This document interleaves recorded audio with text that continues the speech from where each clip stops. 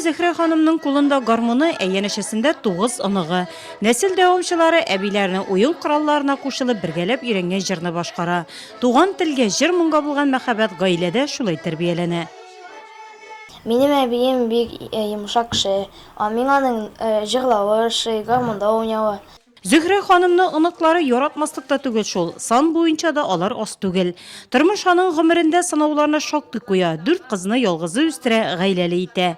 Дөрес, бүген янында гомер юлдашы Хәлиле бар. Зөһрә ханым өчен оныклары яшәвенең бөтен мәгънәсе.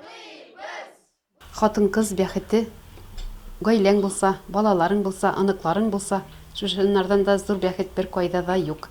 Яшәргә көч бирә, алар өчен тырышасың.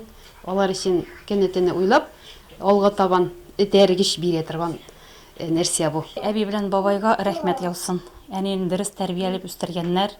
Әни безгә дөрес тәрбия бирде. Без балаларыбызга дөрес тәрбия бирергә тырышабыз. Әниебезнең тормышлар бик авыр иде. Әниебез адашып югалып калмады, Аллага шөкер. Җырларыннан көч алып, дәрт алып яшәде. Район республика күләмендә үткәрелгән һәр чарада Зөһрә ханым теләп катнаша. Моңы, гармоны белән тамашачысын сөендерә ул. Әле бу көннәрдә иҗатташ дустары белән бергәләп зур чарага әзерләнә. Зөһрә Зарифуллина иртәгә нурлатлыларга үзенең тәүге сольный концертын куярга ниятли. Дулкынлану хисләре бик зур концерт алдыннан әйтеп бетергесез дулкынлану.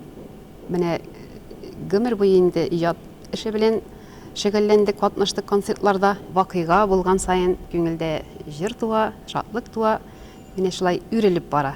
Гомер юлы дип аталган программага Нурлат җирлегендә иҗат итүче автор башкаручыларның җырлары тупланган. Башкаручылары да район үзешчән сәнгатьтә катнашучылар.